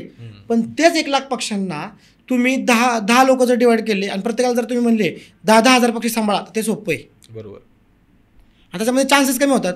आता एकाच जागी 1,00,000 पक्षी असणार तर तिथं रोग लवकर येऊ शकतो, गर्दी होऊ शकते, वास येऊ शकतो. तर तुम्ही जर आमच्या पोल्ट्री फार्मवर जर कधी जर आले, म्हणजे तुम्ही नक्कीच या, तर तुम्ही जर कधी आले, जर कोणी जर मला बघत असेल तर माझ्या पोल्ट्री फार्म जर कोणी येऊन गेला असेल तर तुम्हाला वास आणि माशी हा प्रकार तुम्हाला लांब पर्यंत भेटणार नाही. समजा आता एवढ्या जर कोंबड्या, आपल्याला नॉर्मली कोंबडी म्हटलं की घाण आली समजा, आपण बेसिक असा समज असतो, मग एवढ्या कोंबड्यांच्या जागी तू कसं काय मॅनेज करतो समजा घाण वगैरे. ते कसं आहे की प्रत्येक माणसाला आता जसं आता आपण आलो की आपल्या वडिलांची जिम्मेदारी वेगळी असते, आपली जिम्मेदारी वेगळी, मम्मीची जिम्मेदारी स्वयंपाक करणे, एखादी मोठी बहीण असते तिला आपल्याला गाईड करणे, शिक्षण करणे, अशा आपण जिम्मेदारी फॅमिलीमध्ये वेगवेगळ्या करून घेतो. तसं आम्ही व्यवसायामध्ये वेगवेगळ्या करून घेतलेले. आमच्या कंपनीमध्ये जेवढे लोक आहेत, कॉलिंगची सिस्टीम प्रत्येकाकडे वेगळी आहे, ऑर्डर घेण्याची सिस्टीम वेगळी, ऑर्डर देण्याची सिस्टीम वेगळी, ट्रान्सपोर्ट एकाकडे आहे, मेडिसिनचा कक्ष एकाकडे, मार्केटिंग करणं वेगळं आहे, व्हिडिओ बनवायचं सेक्शन वेगळं आहे एकीकडे आहे, म्हणजे प्रत्येकाचं सेक्शन वेगळं आहे. त्याच्यामुळे आम्ही सक्सेस आहे. त्याच्यामुळे सक्सेस आहे. एकटाच बसलं एडागत करत काहीतरी तर होत नाही कधीच. आणि काय होतं आता एखादा माणूस कामा, आता फॉर एक्झाम्पल आता मी लोक जेव्हा सुरुवातीला कामाला ठेवले, मित्र म्हणले अरे बावळाटा तूच कमवते 50,000 आणि ह्यालाच दे 15,000. काय बावट आहे खरे, त्याचं काम थोडंसं किती वेळ लागतो आपल्याला करायला, तेवढं काम स्वतः कर, 15,000 रुपये वाचतील. पण माझं मन मला माहित होतं की त्याला 15,000 रुपयात कामाला ठेवून त्याच्याकडून 1.5 लाख रुपये 1 लाख रुपये कमवून कसे घ्यायचे ते मला माहिती होतं. आणि सामान्य लोक किंवा जी असलेली लोक आहेत, नको पैसे लावून नको रिस्क घेऊ, ती लोक काय म्हणतात, अरे 15,000चं काम बी तूच कर ना, तुझे पैसे वाचतील. अरे तू येडा आहे का, ते तेवढा विचारच करत नाही कधी. मग तेच तर लफड आहे ना, हेच तर प्रॉब्लेम आहे. आपल्याला काय नुसतं पैसे, आता काय काय लोक असतात ना पैसे सुटतच नाही, त्यातला मी नव्हतो. होतोय खर्च होऊ दे, पण कमवायचे कसे हे आपल्याला कळायला पाहिजे. कारण पैसे साचून कधी कधी कोणी श्रीमंत झालंय का. आता तुम्ही आता पण भरपूर लोकांचे इंटरव्ह्यू घेतले असतील किंवा भरपूर आपण इन्स्पिरेशन स्टोरी ऐकतो. असं कधी बघितलं का एखादी स्टोरी, मी लहानपणापासून तर आतापर्यंत 1 रुपया पण खर्च नाही केला, त्याच्यामुळे मी आज जगातला श्रीमंत माणूस आहे, असं झालं का कधी? असं होणार पण नाही. तर पैसे कमवून श्रीमंत होऊ शकतं, पैसे वाचून कोण श्रीमंत होत नाही. तर ते एक रूल मला कळाला. आणि आता काय झालं की मला माझे मित्र, आणि अजून एक माझं सक्सेस तर आज हे की माझे जे मित्र आहेत ते माझे मित्र सगळे 40, 50, 60 वर्षाचे मित्र आहेत. सगळ्यात छोटा मित्र असेल तर तो 25-30 वर्षाचा. त्याच्यामुळे मला 30-40 वर्षाचं नॉलेज आधीच भेटायला लागलं. त्याच्यामुळं कमी वयामध्ये आता एक 50-60 माणसाची माझ्यात गुणधर्म यायला लागले, विचारसरणी ते लवकर भेटली. ते एक सक्सेसचा माझा एक राज आहे. आणि मी विचार केला की एका ठिकाणी जर पक्ष ठेवले, जर अचानक जर अर्ध्या रात्री जर काय प्रॉब्लेम जर झाला तर अख्ख्या पक्षांना प्रॉब्लेम होऊ शकतो. पण तेच जर एखाद्याने जर हलगर्जीपणा केला तर तेवढं 10,000 5,000च्या लॉटला प्रॉब्लेम होईल, बाकीच्या लॉटला तर काय होणार नाही. त्याच्यामध्ये आता डिवायडेशन केलं, त्याच्यानंतर आणि एकत्र कचरा सगळा जर केला तर क्वालिटी राहत नाही. एक ठराविक क्वांटिटीच पाहिजे. आपण म्हणतो ना क्वालिटी पण पाहिजे क्वांटिटी पण पाहिजे. तर व्यवसायामध्ये दोन्ही पाहिजे, नुसतीच क्वालिटी देऊन चालणार नाही आणि नुसतीच क्वांटिटी देऊन पण चालणार, आपल्याला दोन्ही पाहिजे आणि तेव्हा तो सक्सेस होतो माणूस. तर हे एक होतं की मला तो एक विचार केला की पार्टिशन केलं जेवढं करेन तेवढं आपल्याला सोयीस्कर होईल, तेवढं विभागणी होईल आणि सेपरेशन काम करायला भेटेल आणि लोड येणार नाही आपल्या डोक्यावरती कोणता. आणि जर समजा आता मला चालू करायचं आहे समजा, तर मिनिमम कितीची इन्व्हेस्टमेंट पाहिजे समजा? नाही तसं काय नाही आता, कारण आता काय मी आमच्या प्रत्येक वर्करला, प्रत्येक ऑफिसमधल्या पोरांना, पुरींना, मार्केटिंग टीमला प्रत्येकाला सांगितलेलं आहे तसला रूल रेग्युलेशन काय ठेवायचंच नाही. कारण आता तुमचा जो सौरभ आहे, त्या सौरभने स्वतः 50 महिन्यापासून चालू केलेला व्यवसाय आज एवढा मोठा झालेला आहे. तर मी दुसऱ्याला जर नॉलेज शिकवायला जर गेलो 1000 कर रे, तर ते मलाच लाज वाटते सांगायला. त्याच्यामुळं आणि आता बघा मोनोपॉली पण खूप गरजेची.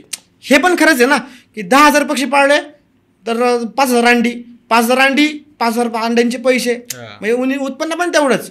आणि राहिला विषय छोट्यापासून चालू करा, छोट्यापासून चालू. आता एखादं म्हणतो ना अनुभव घे, छोटी सुरुवात करा मग मोठा हो, असं कधी होत नसतं. उडी ही मोठीच नाही तर उडी मारूच नाही. मी हा विचाराचा आहे, उडी मारावी तर मोठी मारावी, नाही तर मारूच नाही. कारण छोटं येडं होतंय माणूस, संयम राहत नाही, आपल्याला पैसे खर्चाची सवय लागलेली असती आणि छोटं करत बसले की ते काय होत नाही. मी एक ह्या तत्वाला आहे, नॉलेज घ्या, कर्ज काढा आणि मोठी उडी मारा, मग कशाला भेटा तुम्ही. आता सोसायटी एवढी खराब आहे ना आपली. जर तुम्ही जर कार घेतली, कार लोन काढलं, डाऊन पेमेंट भरलं आणि गाडी घेतली, वाव अभिनंदन, लोन काढून बरं का. तेच तुम्ही एखादा फ्लॅट घेतला, फ्लॅट लोन काढून, वाव तुम्ही पुण्यामध्ये फ्लॅट घेतला 2 BHK, अभिनंदन. पण तेच जर तुम्ही असं सांगा की तुमच्या पोरांनी 10 लाख रुपयाचं कर्ज काढून व्यवसाय चालू करतोय, अरे बापरे कसं होईल, कसा हप्ता फेडन, कसं काय करण, मग तिथं असं काहीतरी गुन्हा केला ग ते. म्हणजे कर्ज काढून व्यवसाय करू नका, कर्ज काढून लग्न करा, कर्ज काढून गाड्या घ्या, कर्ज काढून फ्लॅट घ्या तर अभिनंदन आहे. आणि कर्ज काढून व्यवसाय करायला काय हरकत आहे? बरोबर, फक्त एवढंच हरकत आहे की नॉलेज घ्या आणि मग चालू करा. आणि इथं तुम्हाला लग्नाचं विचारायचं आहे की समजा जे आपल्याकडे सगळ्यात मोठा प्रश्न असतो लग्नाचा, मग तुझ्या डोक्यात नाही आला का कधी की कोंबडीवाल्याला कोण पोरगी देईल समजा? नाही दादा, काय कोंबडीवाला काय असा साधा सुद्धा कोंबडीवाला नाही मी. कोंबडीवाला म्हणजे असं आहे, मग माझ्याकडे गाड्या घोडे आहेत, पैसा आहे, प्रसिद्धी आहे, घर आहे, समजा सगळंच आहे आपल्याकडे. गोष्ट झाली, पण मला कॉन्फिडन्स होता माझ्यावरती, मला कॉन्फिडन्स होता. म्हणलं माझं वय आता 17-18 आहे, लग्न होतं 25 वयामध्ये, तर तोपर्यंत सगळ्या गोष्टी आपल्याकडे पाहिजे. श्रीमंत लोकांकडे जे असतं ते आपल्याकडे पाहिजे. आपल्या नावावरती एक 50-100 एकर जागा पाहिजे, घरी मम्मी जर कार्यक्रमाला गेली तर मम्मीच्या काळात सोनं पाहिजे, आपल्याकडे दाबून पैसे पाहिजे, आपल्याकडं म्हणजे सगळीच लोक पाहिजे, उठबस करायला लोक पाहिजे, सगळं ती लाईफस्टाईल करणार म्हणजे करणार.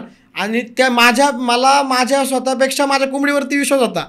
ती मला माहिती आहे पिल्लं काढणार म्हणजे काढणार, कारण दादा प्युअर घालून कोंबडी खूप म्हणजे ही असते, ती खूप आक्रमक असते आपल्या पिल्लांना पकडून, अजिबात ती टच करून देत नाही. वरतून कावळा येऊ दे ना तर काय येऊ दे, ते हात लावून देणार नाही म्हणजे नाही. तर आता कोंबडी खाती तिचं पाणी पिते तिचं पिल्लं काढते तीच, पिल्लांना मोठी करते तीच. मग तुझं काय काम आहे रे? तुझं काम हे की व्यवस्थित पाणी दे, व्यवस्थित खाद्य दे, त्या टायमावर लसीकरण कर.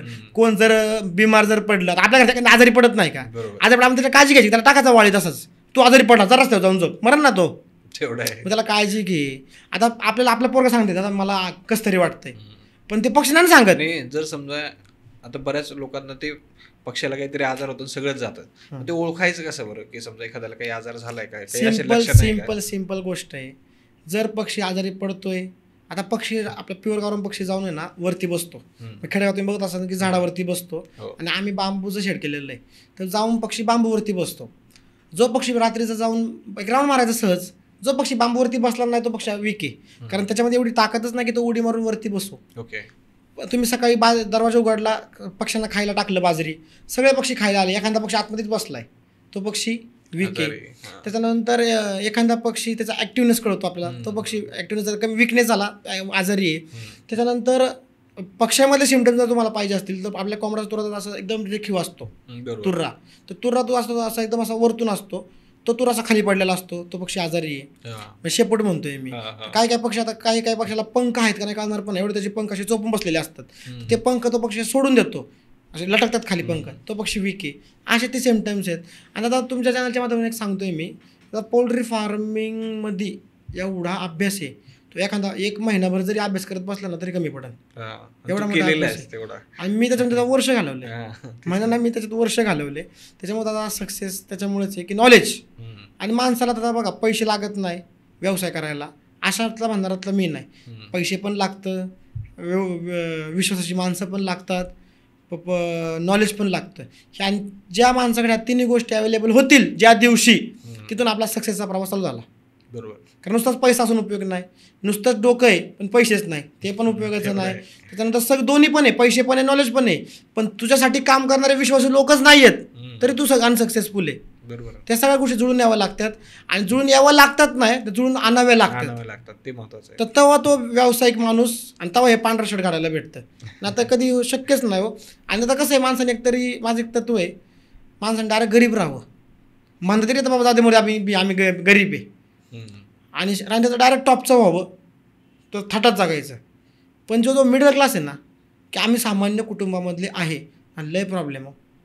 तर गरिबी म्हणता येत नाही, तर श्रीमंत बी म्हणता येत नाही. म्हणजे काय काय असतात ना दादा की दिखावा करणारे, ते अख्खं आयुष्य तसंच जातं, आणि ते खूप प्रॉब्लेम होतो सगळ्याच गोष्टींमध्ये. ते एक माणसांनी मान्य करायला शिकलं पाहिजे, बाबा गरीब आहे आम्ही, आमची श्रीमंतीपर्यंत आम्ही कमवूच, हे मान्य केलं पाहिजे. आणि त्याच्या म्हणतात ना, काय करणार बाबा, आम्हाला परिस्थितीच साथ देत नव्हती, काय करणार बाबा, आमचं नशीबच चांगलं नव्हतं. अरे असं नसतं रे, असं नसतं. आता राहिला विषय देवाचा, धर्माचा, नशिबाचा, तर कोणता देव तुम्हाला म्हणतो आमच्यापाशी येऊन बस? आता तुम्हाला सांगायचं होतं, मी कुक्कुटपालन करतो, मला कृष्ण देवाचं खूप येड आहे. तर माझ्या शेडवर जर तुम्ही आले किंवा माझ्या ऑफिसला जर आले तर सगळं मूर्त्या ठेवलेत, कारण मला माहिती मला मंदिर जायला वेळ भेटत नाही, तर मी देवच माझ्या घरी आणून ठेवलेत की कधी मन झालं तर देवापाशी 2 मिनिटं गेलं ओके. कारण तो एक सपोर्ट असतो भावनिक, तो एक सपोर्ट असणं गरजेचं आहे. आईवडिलांचा आशीर्वाद गरजेचा आहे, चांगले लोक भेटणं ओळखीचे गरजेचं आहे. चांगले लोक भेटण्यापेक्षा समाजामध्ये कोण आपल्याबद्दल चांगला विचार करू शकतं हे तुम्हाला फाइंड करता आलं पाहिजे. लोक तर काय रस्त्यावर चला माझ्या रस्त्यावर लोक आहे, पण त्यातला आपल्या कामाचा कोण आहे, आपल्यासाठी जीव पण द्यायला तयार कोण आहे, हा माणूस ओळखता आला पाहिजे. ओळखता आलं पाहिजे. हा, तर मला तुला विचारायचं आहे, समजा की तुझं पाहून बऱ्याच लोकांनी चालू पण केलं असेल समजा, हो, पण मग अशा कुठल्या चुका आहेत की ते तू सांगितल्यानंतर पण ते करतच असतात समजा? दादा असा प्रॉब्लेम असा आहे की आता फॉर एक्झाम्पल मी लोकांना दिलेल्या वेळ सांगतो, दादा आपण एखादी गोष्ट एखाद्या माणसाकडून विकत घेतोय, म्हणजे फॉर एक्झाम्पल एखादा माझ्याकडून पिल्लं विकत घेतो, तर लोक काय म्हणतात, दादा कमी द्या आणि छोटी पिल्लं द्या म्हणजे आम्हाला शिकायला भेटेल. अरे तू घरी जाऊन विकतचं नेतो शिकतोय, तुझी 100 पिल्लं ती मिली, तू परत त्याच्यामध्ये लावशील पैसे? नाही लावशील नाही, लावणार, इंटरेस्ट जाणार, तर तुझे घरचे वरडणार, बघ तुला सांगितलं होतं ना मारतात. अरे ह्याच्यापेक्षा आता मी लय लोकांना सांगतो की मोठी पिल्लं घेत चला, मोठ्या कोंबड्या घेत चला.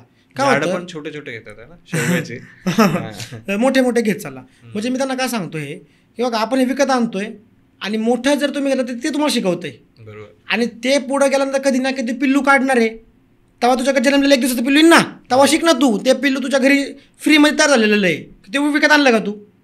पण तू जे माझ्याकडून विकत नेतोय किंवा दुसऱ्याकडून विकत नेतोय ते तू आता विकत नेतोय, तू त्याच्यावर तुला नॉलेज नाही, त्याचा ट्रेनिंग घ्या ना. नाही आमच्या आजी आजोबापासून येतंय आम्हाला कुक्कुटपालन.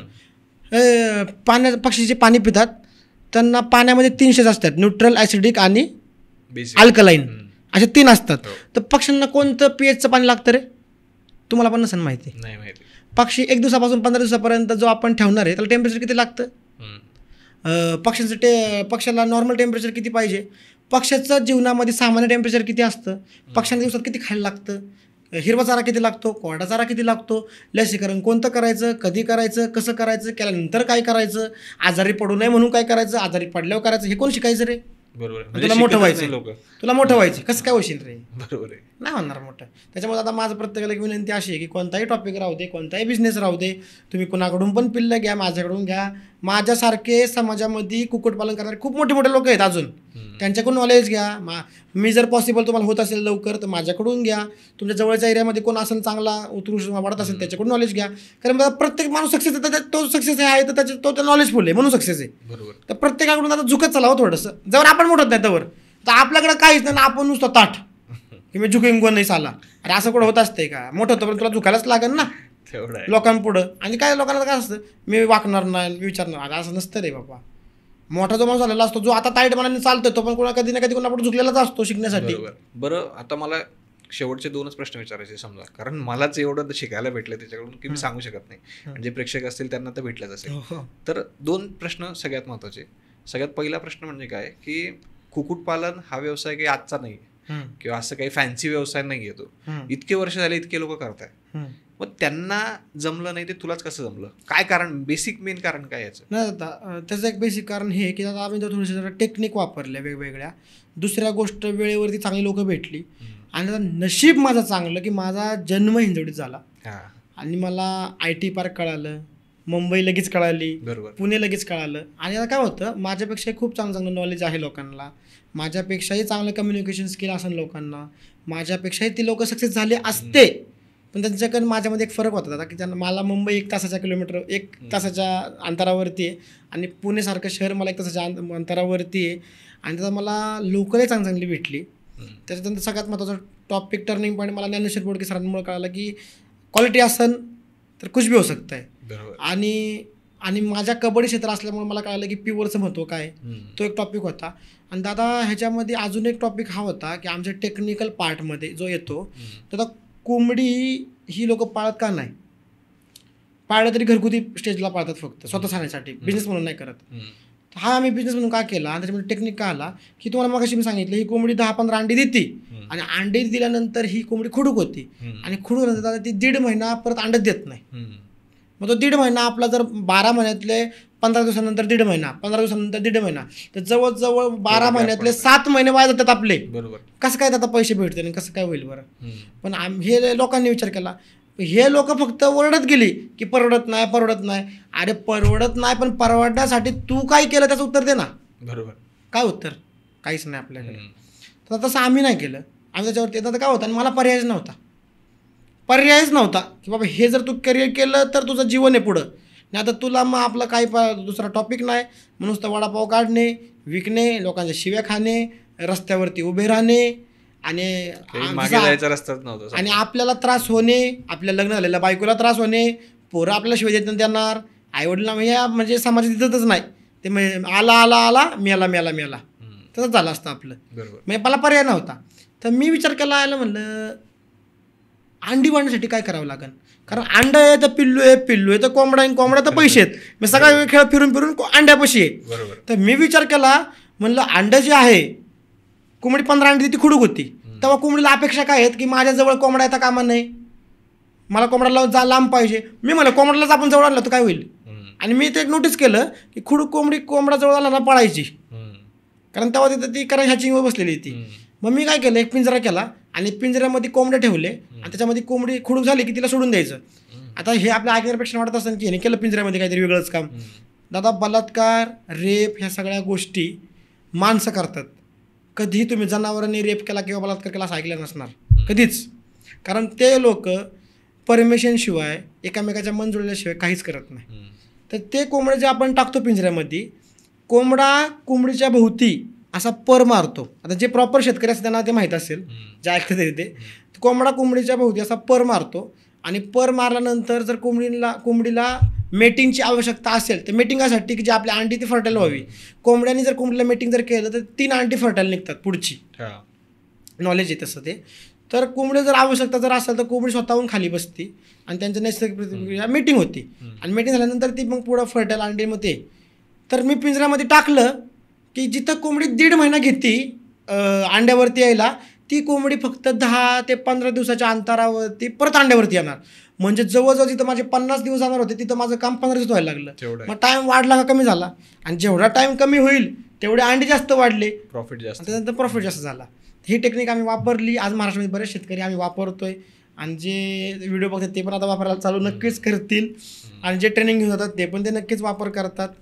आणि हे सगळं मासे जरा थोडेसे पण त्याच्यामध्ये भरपूर टेक्निक जातात, ते बोलायला आपल्याला दिवस पण पुरायचं नाही. त्यात काय इंटरेस्टिंग आहे, प्लास्टिकचा अंडा, प्लास्टिकचा बॉल. तो एक टॉपिक असा आहे की आता खुडूक कोंबडी काय करते की जेव्हा ती अंड्यावरती यायला चालू होती तर ती सुरुवातीला नवीन अंडी पण फोडते स्वतःची. त्याने आपल्याला म्हणजे आपल्याला तोटा होणार आहे. तर जेव्हा कोंबडी अंड्यावरती यायची 6 महिने ती मॅच्युअर होती ना, तर त्या 4थ्या महिन्यात तिचा प्लास्टिकचा बॉल ठेवायचा डब्यामध्ये. तर आपल्या ते कोंबडी फिरता फिरता फिरता तो गोल गोल कलरचं बघते, तिला माहिती ते अंडच आहे, पण ती काय करते फोडायचा प्रयत्न करते. पण आपल्याला माहिती तो प्लास्टिकचा बॉल आहे पण तिला वाटतं अंडच आहे, पण ती फोडायचा प्रयत्न करते. ते फुटन का प्लास्टिकचा बॉल? नाही फुटणार. तर जिंदगीत कधी तो प्लास्टिकचा बॉल ती टच करत नाही, म्हणजे आपल्या अंडे फोडायचा कार्यक्रम वाचला. तर प्लास्टिकची बॉलची आता मजा अशी आहे की त्याच्यामध्ये असा प्रोग्राम आहे की खुडूक कोंबडीचा एक स्वभाव आहे, जवळ माझं पिल्लू निघणार नाही तवर मी तिथून उठणार नाही. मग तू काही बी कर, मग ते ऊन येऊ दे, वारा येऊ दे, वादळ येऊ दे, काही बी होऊ दे, मी मेले तरी चालन पण मी उठणार नाही. आता 21 दिवस कोंबडी खुडूक बसून राहते हो कोंबडीची पिल्लं काढायला. किती तिच्यामध्ये जीव असं गुंतलेला. तर काय झालं, एक दिवस 2018ची गोष्ट, 2017-18ची, मी कोंबडी खाली 10 अंडी ठेवली. आता कोंबडी खाली सहसा 15 अंडी बसतात तिच्या साईजनुसार, पण 10 अंडी ठेवली तर 5 अंड्यांची जागा रिकाम झाली. पण माझ्याकडे अंडी संपली होती, मला पैशाचं हाव लागल्यामुळे विकली होती मी. नंतर पस्तावा झाला मी विकल्यामुळं. तर ती 5 अंडीच्या ऐवजी मी काय केलं, बदकाचं अंडं ठेवलं एक. मला सापडलं होतं मला बदकाचं अंडं एक.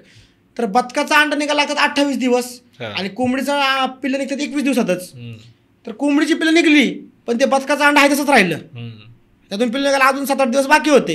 आणि तुम्हाला कोंबडी तर तुम्हाला त्या दिवशी कळालं की जवळ माझं पिल्लू निघत नाही तर मी उठणार नाही, तिला जीव गुंतलेला असतो लय. तर ती पिल्लू निघली 21, तर ती पिल्लं पण फार वीक व्हायला लागली. पण कोंबडी काय तिथून उठणार, तिचा हट्ट काय की ती बदकातलं पण पिल्लू मी काढणार म्हणजे काढणार. मी वैतागून ती पिल्लं उचलली आणि सेपरेट दुसऱ्या कोंबडी खाली दिली. आणि नाहीतर मग काय पिल्लं बल्ब खाली ठेवली मी पाळायला. आणि परत अंडे ठेवली, मला आता दिवस वाया जातील. आता उलट झालं, परत बदकाचं पिल्लू निघलं आणि परत कोंबडीची जी नवीन अंडी ठेवली ती निघायला परत वेळ लागला. ती परत पिल्लं काढायला बसली. मग तेव्हा मला कळालं की जर ते बदकाच्या अंड्याच्या ऐवजी जर आपण जर बदकाच्या अंड्यासारखं जर काय जर ठेवलं तर कोंबडी बसून राहणार आहे. तेव्हा आता प्लास्टिकचा बॉल वापर करायला चालू केला. आणि आपल्या प्रेक्षकांना सांगतो, जर खुडूक कोंबडीपासून एखादं प्लास्टिकचा बॉल जर तुम्ही ठेवला तर तिला वाटतं ते अंड आहे आणि जवळ तिचा स्वभाव आहे, जवळ पिल्लू निघत तर उठत नाही. तर आपण जी पिल्लांनी आज निघणार आहे ती पिल्लं आपण काढून घ्यायची, त्याच्या खाली ते बॉल आहे तसंच ठेवायचा प्लास्टिकचा, त्याच्यामुळे ती उठत नाही आणि आपण नवीन अंडी परत ठेवू शकतो. म्हणजे आता इकडं ते कोंबड्यांसंग ठेवून कोंबडी अंड्यावरती सतत अंडी द्यायला लागली, इकडं सतत पिल्लं काढायला लागली, सतत पिल्लं निघायचं काम चालू, सतत अंडी द्यायचं काम चालू, सतत 12 महिने पैसे यायचं काम चालू. बरोबर आहे, सोपी गोष्ट आहे. आणि ह्या टेक्निकमुळं आमची जरा प्रगती फास्ट झाली, चांगली झाली. आणि प्रत्येकाच्या घरामध्ये आता रनिंग पैसे येण्याला खूप गरजेचं आहे. 12 महिने मी आता मेन्शन केलं, 12 महिने पैसे यायला लागले. बरोबर. कारण कितीतरी शेतीचे व्यवसाय असे आहेत दादा की 6-6 महिने 7-7 महिने हाताची घडी तोंडावर बोट ठेवायला लागतं. आता तसं होत नाही ना मग. बरोबर. आणि याच्यामध्ये ही टेक्निक पण तुला का सापडली, समजा की पहिली गोष्ट म्हणजे जेव्हा आपण बोलतो पहिली गोष्ट मी ऑब्झर्व केली की तू शिकायला नेहमी तयार असतो. कोणी असो माणूस समोर तुला शिकायला पाहिजे. आणि दुसरी गोष्ट म्हणजे तुला जर अडचण आली तर त्याचं सोल्युशन काढल्याशिवाय तू राहत नाही. मला ते पाहिजे म्हणजे पाहिजेच, काही होते, थोडा वेळ लागला तरी चालन, पण ते करायचं म्हणजे करायचं आपल्याला. तो एक स्वभाव आहे आणि तो पण एक स्वभाव आहे. बरं, आता मला एक शेवटचं सांग, समजा की तू एवढ्या कमी वयातच इथपर्यंत आलायस, पुढचं प्लॅनिंग काय नेमकं? दादा तुम्ही जर आपल्या जे आजी आजोबा आहेत त्यांना जर विचारलं जाऊन, जास्त लांब पण जाऊ नका, 30-40 वर्षापूर्वी मार्केटमध्ये बॉयलर पक्षी खायला किंवा विकत भेटत होता का, त्याचं उत्तर नाहीये. तेव्हा होतच नव्हतं, बॉयलर पक्षीच नव्हता तेव्हा. होता कोणता? आपला प्युअर गावरान पक्षी सगळीकडेच. पण आता लोकांची संख्या वाढली, संख्या वाढल्यामुळे अंडी कमी पडायला लागली. जशी मला व्यवसायाला सुरुवातीला अंडी कमी पडत होती, मग तिथं शॉर्टकट पर्याय काय काढायचा, तेव्हा हे उगम झाला हे डुप्लिकेट पक्ष्यांचा, बॉयलरचा. कारण कमी दिवसात वाढतंय, बरोबर, लवकर वाढतंय आणि लोकांचा जीव लवकर घेतंय. कारण म्हणजे ते जेवढा शॉर्टकट वापरलं तेवढं पुढं तो जाऊन घातक आहे आपल्यासाठी. आमच्या पक्षाला 6 महिने लागतो, पण क्वालिटी म्हणजे क्वालिटीच आहे. आणि त्याला तुम्हाला फरक सांगतो मी थोडक्यात बॉयलरमध्ये आणि ह्याच्यामध्ये.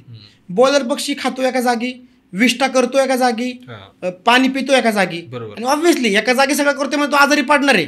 तर त्याला ते मारतात इंजेक्शन आणि औषधं. त्यांच्याकडे औषधांचं प्रमाण जास्त होतं आणि त्या औषधांच्या ते काय जातात शरीरामध्ये जातात. ते शरीरामध्ये गेल्यामुळे ते खातोय कोण? आपणच.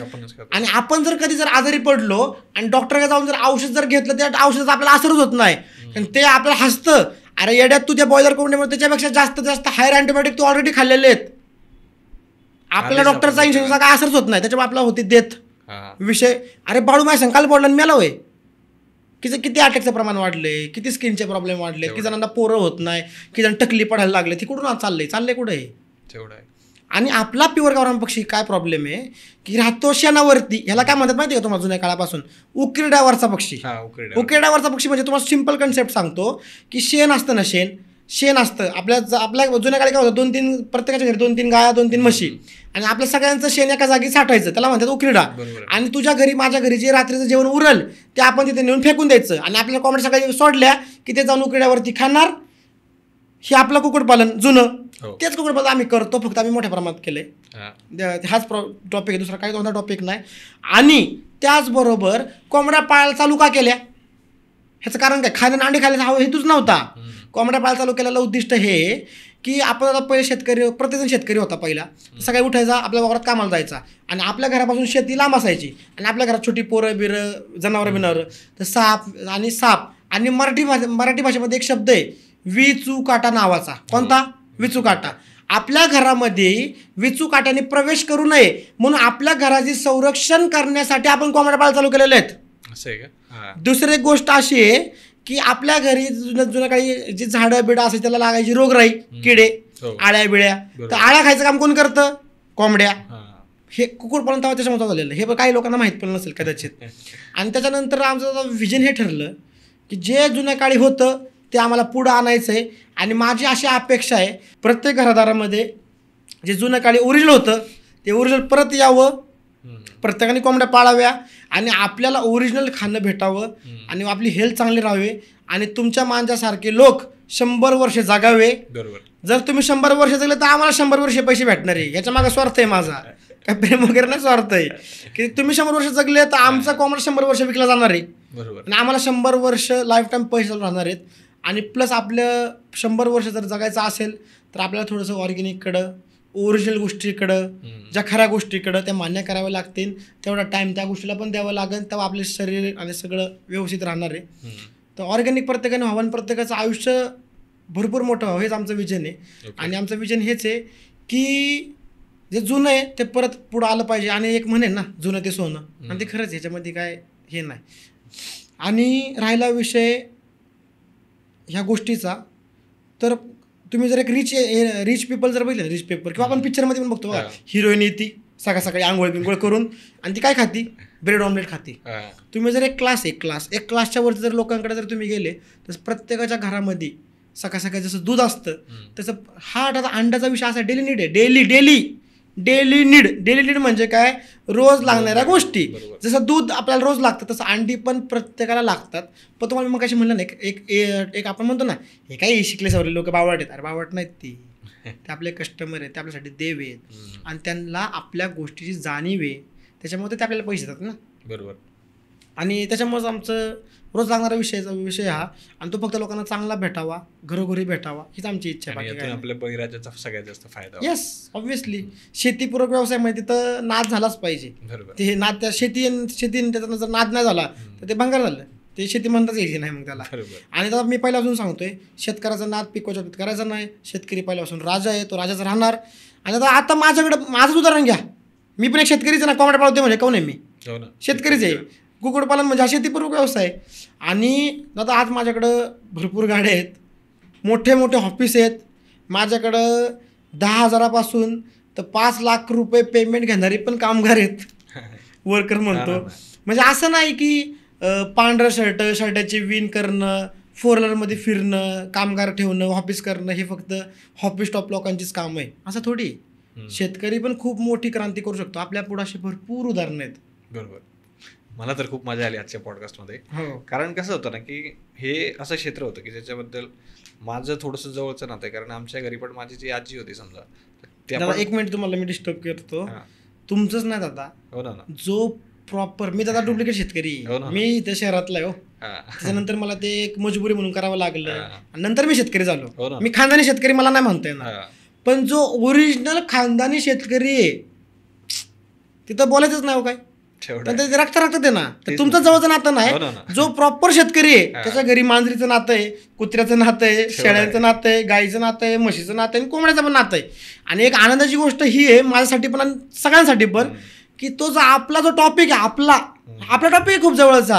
हे नोकरी बिक्री, हे कंपन्या, कॅम्प्युटर नंतरची गोष्ट आपल्यासाठी, पण आपला टॉपिक हा घरातला आहे. आणि ती गोष्ट आज एवढ्या मोठ्या स्केलवरती जाणं म्हणजे तुमच्या माझ्यासाठी खूप मोठी गोष्ट ही. तेच आहे, त्याच्यामध्ये दुसरं काही नाही. तुझा अनुभव कसा होता? आता मी मगाशी बोललो की सोशल मीडिया हा खूप एक स्ट्रॉंग प्लॅटफॉर्म आहे.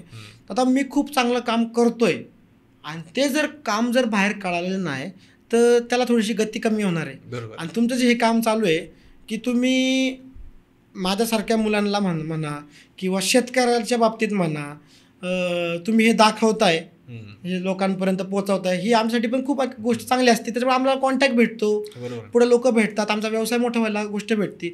पण खरं पण एवढंच आहे की तुमच्या स्टुडिओपर्यंत यायला मला स्वतःची मेहनत करावी लागली पहिली. मी जर तुला म्हणलं असतं दादा मी रस्त्यावरचा एकटा पुरी पोरगा आहे, माझी शूटिंग काढली असते तू, किंवा मला तू केला असं नाही. म्हणजे इथपर्यंत येण्यासाठी पण कष्टच करावे लागतात. बरोबर. तर हे प्रत्येकाने कष्ट केल्याशिवाय पर्याय नाही, चांगलं काम केल्याशिवाय पर्याय नाही. आणि प्रत्येक गोष्टी जर अचीव करायची असेल आणि आपल्या आईबापाला, आता एक तुम्हाला एक गोष्ट सांगतो माझ्या पर्सनल लाईफमध्ये, आता हा टॉपिक पर्सनल आहे पण सांगतो प्रत्येकासाठी. दादा माझी आई आणि माझे वडील कधी आहे ना ह्या पुण्याच्या बाहेर पण फिरले नव्हते कधीच.